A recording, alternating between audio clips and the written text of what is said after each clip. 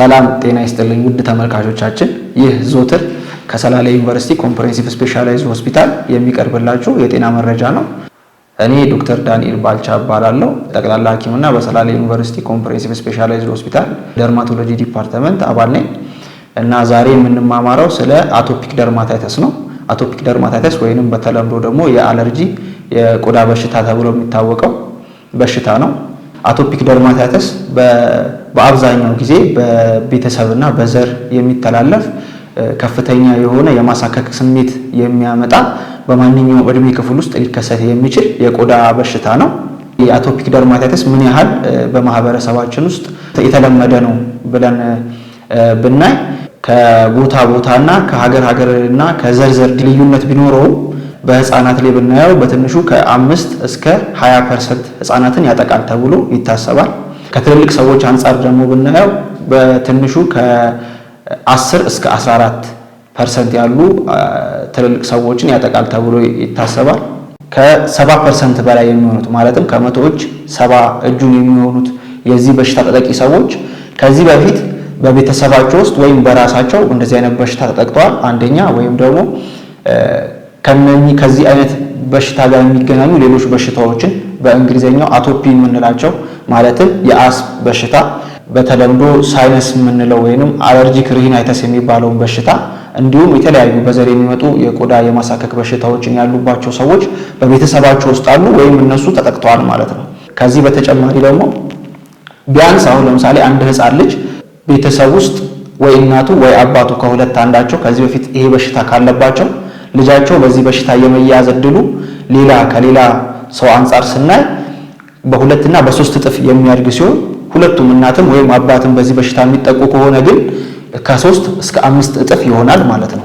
ግን ደግሞ ይህ በሽታ ለረጅም ጊዜ የሚቆይ በሽታ ስለሆነ እና እየተመላለሰ የሚያጠቃ በሽታ ስለሆነ በልጅነታቸውን ቢይዛቸው ከ50% በላይ የሆኑትን ሰዎች እስከ ትልቅ እድሜያቸው ድረስ ሊሄድ ይችላል ማለት ነው።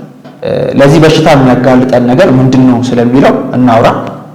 አንዱና በጣም ዋነኛው ነገር ለዚህ በሽታ የሚያጋልጠን ነገር በዘራችን ውስጥ ማለትም በቤተሰባችን ውስጥ ለእንደዚህ አይነት በሽታ ተጋላጭ የሆነ ሰው መኖሩ ወይንም ደግሞ ቅድም የጠቀስኳቸው አቶፒ የምንላቸው በሽታዎች ማለትም አስም በተለምዶ ሳይነስ የምንለው አለርጂክ ሪናይተስ እና የተለያዩ በዘር የሚተላለፉ የቆዳ በሽታ ውስጥ በቤተሰብ ውስጥ መኖሩ በጣም የአንበሳውን ድርሻ ይይዛል።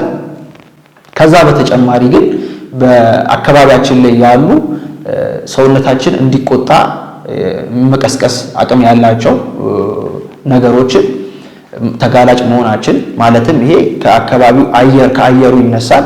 ከዛ በተጨማሪ ደግሞ ያ ሰው ለምሳሌ የውሃው ድርቀት የምንለው ወይንም በውሃ ውስጥ ያለ የካልሽየም ካርቦኔት ንጥረ ነገር ብዛት መኖሩ፣ ሶስተኛ ያ ህፃን ወይም ያ ሰው ያደገበት አካባቢ ምን ያህል ንጹህ ነው፣ ምን ያህል ቆሻሻ ነው የሚለው ሳይቀር ትልቅ አስተዋጽኦ አለው።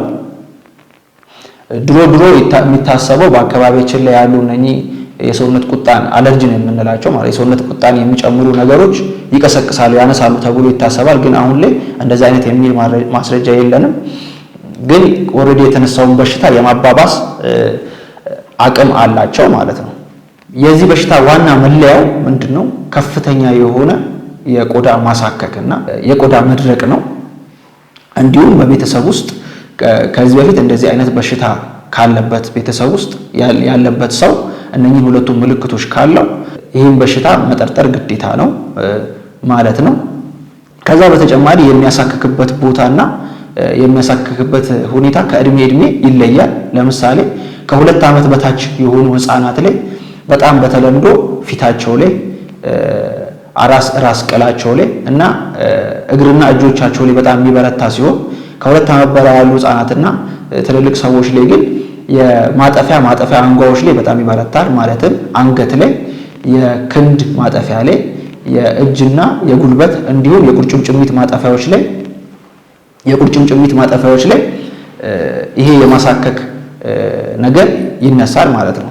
አንዳንድ ጊዜ በጣም በተለምዶ ባይሆንም ግን አንድ ቦታን ብቻ ነጥሎ ማሳከክ ስሜት ሊመጣ ይችላል። ለምሳሌ በጣም በከፍተኛ ሁኔታ ውሃ ውስጥ ጊዜያቸውን የሚያሳልፉ ማለትም ስራቸው ለውሃ ተጋላጭ የሚያደርጋቸው ሰዎች እጃቸውን ብቻ ሊያሳክካቸው ይችላል።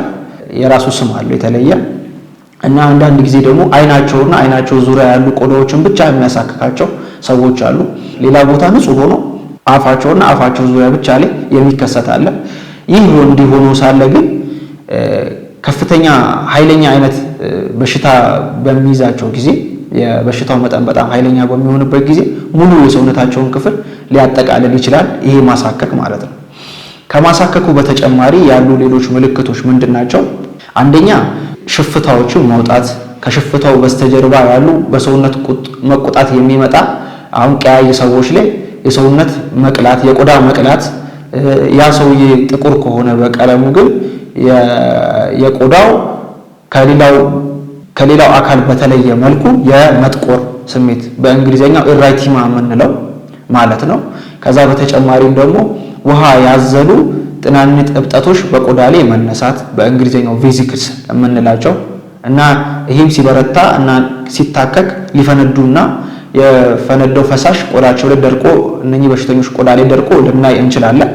ይሄ በሽታ በጣም ለረጅም ጊዜ ከቆየ ግን ከፍተኛ ከሆነ ከማከክ የሚመነጭ የቆዳ መደራረብ እና መጠንከር በእንግሊዘኛው ሊቼኒፊኬሽን የምንለው እንዲሁም ደግሞ ከፍተኛውን ህከክ የሚያመጣው የቆዳ መቦርቦር ወይንም አብሬሽን የምንለው እነዚህ ምልክቶችን እናያለን ማለት ነው።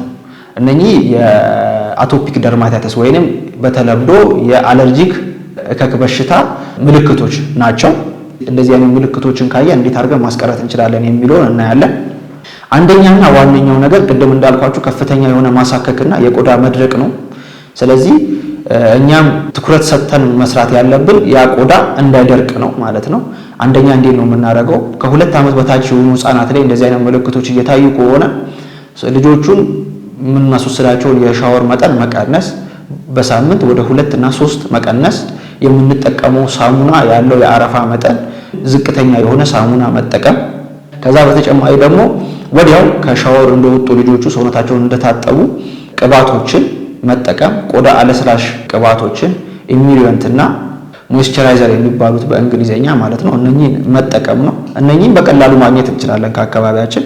ለምሳሌ በእንግሊዘኛው ፔትሮሊየም ጄሊ የሚባለው እኛ ጋር በጣም በተለምዶ የሚገኘው ቫዝሊን ነው። ቫዝሊን መጠቀም እንችላለን። ከዛ በተጨማሪ ደግሞ ሞይስቸራይዘሮችን እና ፓራፊን ፈሳሾችን በመጠቀም ምንም ሳንሳሳ ሙሉ ሰውነቱን የልጁን ሰውነት ሳናስቀር እያንዳንዱን ቦታ ብንቀባው ይሄን ነገር ማስቀረት እንችላለን ማለት ነው።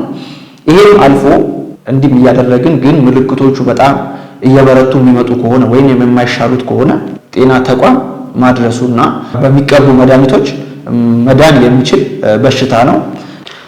እዚህ ላይ ትኩረት ማድረግ ያለብን ነገር ምንድን ነው? ይህ ያልኳችሁ በሽታ ቅድም እንዳስረዳኋችሁ ከፍተኛ የሆነ ከዘር ሐረግ ጋር ግንኙነት ስላለው ሐኪም ቤት ወስደን ካዳነውም በኋላ እንዳልኳችሁ በአካባቢያችን ያሉ አለርጂኖች ወይንም የሰውነት የቆዳን ቁጣ የሚቀሰቅሱ ነገሮች፣ ቤት ሲጠረግ የሚነሱ ብናኞች፣ ከእንስሳት ቆዳ ላይ የሚነሱ ፀጉር ላይ የሚነሱ ብናኞች፣ እንዲሁም የተለያዩ ብረቶችም ሊሆኑ ይችላሉ ወይንም ሽታ ያላቸው ቅባቶችና ሽቶዎችንም ጨምሮ ሊቀሰቅሱ ስለሚችሉ ዋነኛ እኛ ማተኮር ያለብን ሕክምና ከመውሰዱም በላይ እነኚህን ነገሮች ከዛ ሰው ማራቅ እና ማስወገድ። ሁለተኛ ነገር ደግሞ ቆዳ እንዳይደርቅ ከፍተኛ የሆነ ጥንቃቄ ማድረግ። የዛሬው ዝግጅታችን በዚህ ላይ ያበቃል። በቀጣይ በሌላ ፕሮግራም እስከምንገናኝ ድረስ በሰላም ቆዩልኝ እና ለዚህና ለመሳሰሉ ሌላ ጤና ነክ ጥያቄዎች ካሉት በሆስፒታላችን የነፃ የስልክ መስመር 9824 በመደወል ማግኘት ይችላሉ።